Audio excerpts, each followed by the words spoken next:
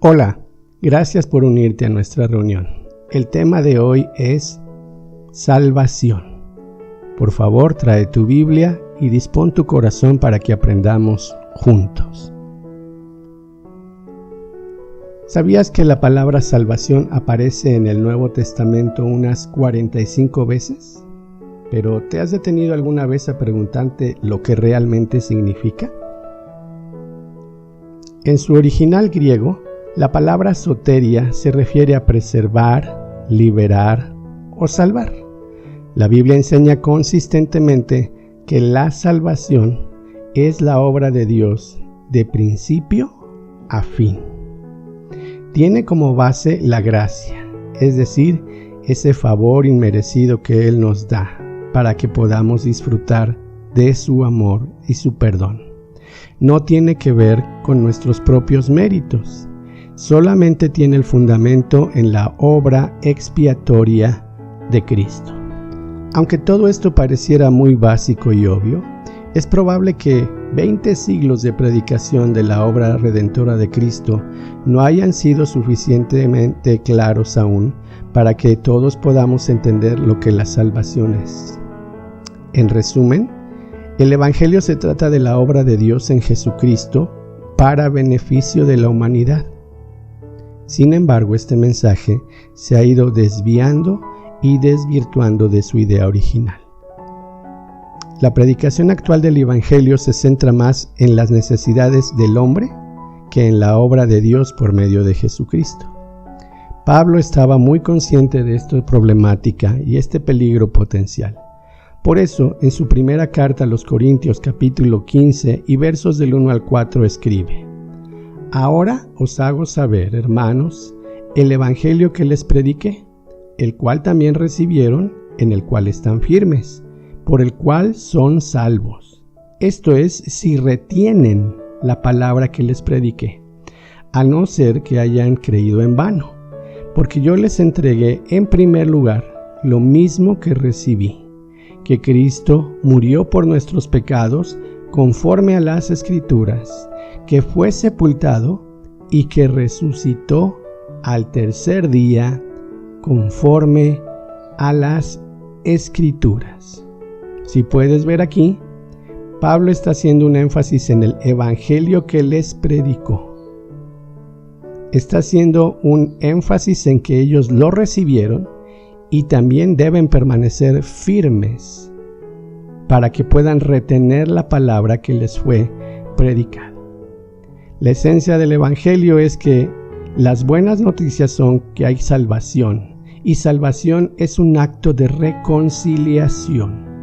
Reconciliar implica arreglar, componer, acercar o mejorar una relación rota o distante. Nuevamente Pablo, en su segunda carta a los Corintios capítulo 5, refuerza la idea de la salvación en los versos 18 y 19. Todo esto proviene de Dios, quien nos reconcilió consigo mismo por medio de Cristo y nos dio el ministerio de la reconciliación, que Dios estaba en Cristo reconciliando consigo al mundo, no tomándoles en cuenta a los hombres sus pecados, y nos encargó a nosotros la palabra de reconciliación. Primer punto esencial: la salvación quiere decir reconciliar a Dios con el hombre, con toda la humanidad. Por cientos de años, el judío promedio ha vivido tratando infructuosamente de cumplir la ley para sentir su alma apaciguada y su culpa removida, sin que esto lo hayan podido lograr. Esta es una mala noticia para el hombre, que que después de mucho tiempo y de millones de personas intentándolo, ninguno ha podido lograrlo. Complacer a Dios de esta forma.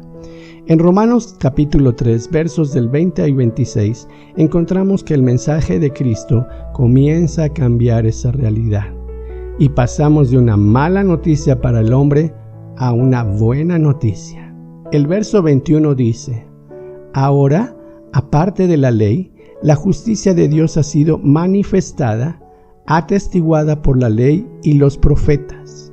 Verso 24. Siendo justificados gratuitamente por su gracia, mediante la redención que es en Cristo Jesús, a quien Dios puso como propiciación por medio de la fe en su sangre, para manifestar su justicia, a causa de haber pasado por alto en su paciencia los pecados pasados.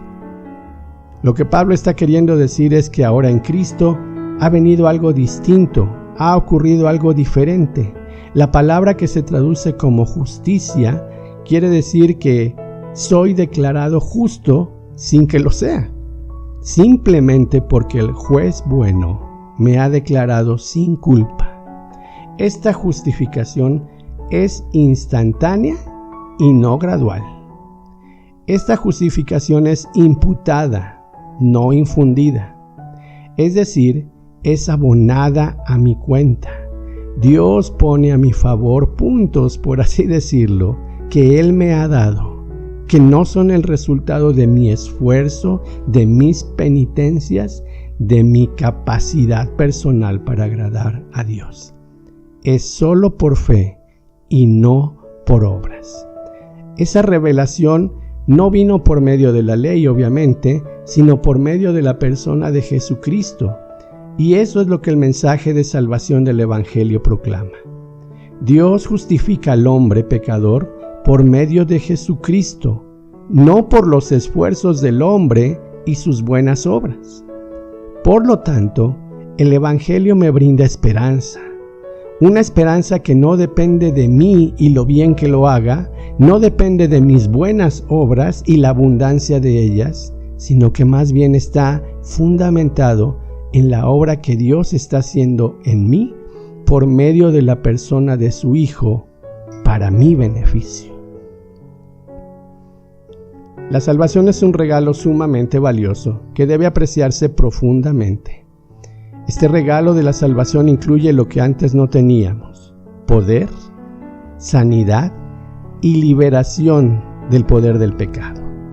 Algunos de los términos que acompañan la idea de salvación en la Biblia y que acabamos de leer, vamos a repasarlos de manera práctica. Por ejemplo, propiciación. Solo la muerte de Cristo satisfizo las demandas justas de la ira de Dios. Después chécalo en tu Biblia en el libro de los Hechos 2:17. En segundo lugar, redención, que quiere decir comprar algo de regreso con un precio, poniendo algo en sustitución de otra persona. Eso es exactamente lo que Cristo hizo por nosotros. Él pagó en un precio alto lo que nosotros debimos haber pagado. Él tomó tu lugar y el mío, y con eso satisfizo las demandas de un Dios justo y santo. En tercer lugar, la regeneración. Este tiene la idea, como lo puedes ver en Jeremías 31:31, de lo que la Biblia llama nacer de nuevo por medio de la palabra de Dios. La genuina salvación incluye condiciones básicas que son el proceso gradual del llamado, la atracción y la convicción que el Espíritu Santo obra en cada individuo. Entender esto es básico, porque muchas veces somos nosotros los que queremos llamar, atraer y convencer a las personas. Por favor, entendámoslo bien, esa es la obra del Espíritu Santo. Solo puede Él convencer a alguien de pecado, de justicia y de juicio. Perfecto, sigamos avanzando. El tema es la salvación y no ha cambiado para nada. La salvación implica básicamente creer. Esto no es algo que la persona genera por sí misma o de su propia voluntad. La fe es confiar en alguien. Es un proceso gradual de transformación mental, como lo dice Romanos 10, 14 al 17, emocional, Romanos 6, 17, y también un cambio en nuestra voluntad. Lee después Juan 8, 31. La verdadera salvación incluye el arrepentimiento. Esto quiere decir que nuestra manera de pensar cambia. Este cambio es visible y consistente. Cuando una verdadera persona se ha arrepentido, un verdadero creyente se ha arrepentido, los cambios son 100% visibles y permanecen. Esto es muy importante cuando de entender el nuevo nacimiento se trata. A manera de conclusión, por el tiempo que se nos está acabando, déjame decirte que la salvación entonces es la obra completa de Dios.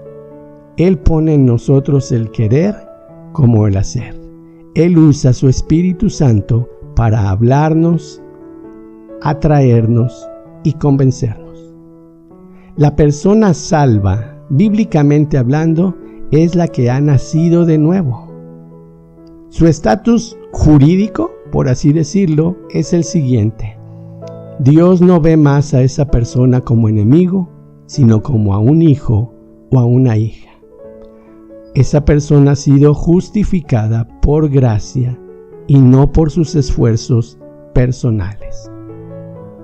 La vida de Jesucristo mora en ella y mora en abundancia. Su fe persevera, anhela la presencia de Dios, anhela leer la palabra de Dios, la medita, la entiende, la obedece. La persona salva, bíblicamente hablando, anhela la convivencia con los que aman a Dios. Se identifica plenamente con ellos y junto con ellos sirve en gratitud al Dios que le entregó su gracia y su perdón. Hasta aquí podemos llegar hoy en este punto tan importante como es la salvación. Te animo para que sigas explorando en tu propia Biblia temas, libros, pasajes de la Biblia que refuercen esta idea que hoy hemos puesto dentro de nuestro breve curso de discipulado. Te animo para llegar hasta el final de este curso y lo más importante, escúchanos constantemente para que puedas reforzar lo que has aprendido, ponerlo en práctica y después compartirlo con otras personas. Te doy las gracias por haber participado y deseo fervientemente que Dios te guarde y te bendiga. Hasta la próxima.